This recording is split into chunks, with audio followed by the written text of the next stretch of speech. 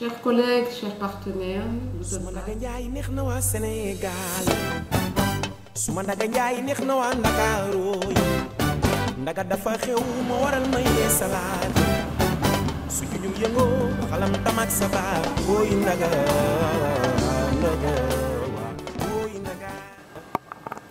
au sein de notre unité climat des affaires, nous avons travaillé à la mise en place de différents mécanismes de dialogue public-privé à Dakar et dans les régions.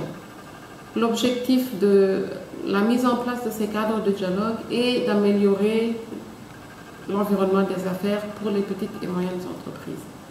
Et c'est pour ça que notre mécanisme de dialogue est intitulé Dialogue public-privé orienté PME, parce qu'il traite spécifiquement que les questions qui touchent directement les petites et moyennes entreprises.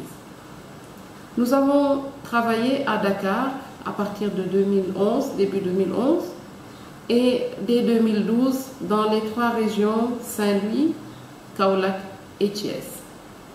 Au niveau national, les thèmes qui ont émergé étaient au nombre de 4. Il s'agissait notamment de la question liée à l'accès des petites et moyennes entreprises au financement, donc l'accès également des petites et moyennes entreprises au marché public, l'accès des petites et moyennes entreprises à la formalisation, et un 4e thème majeur qui portait sur les réformes qui ont permis de faire des propositions intéressantes dans le cadre de la réforme du Code général des impôts et la réforme du Code général des douanes.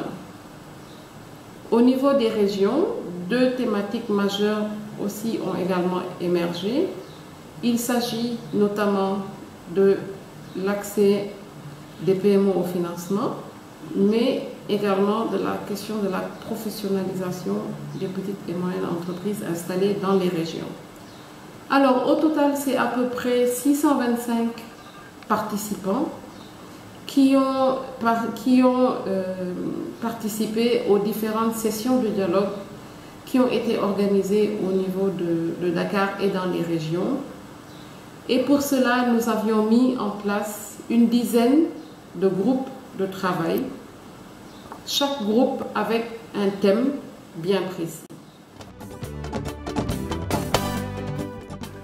J'ai eu l'honneur de présider le groupe de travail qui a conduit justement les travaux relatifs à la proposition que nous avons souhaité faire aux autorités du Sénégal dans le cadre de la réforme d'envergure qui a été engagée en 2013 au Sénégal et qui est la réforme du Code général des impôts.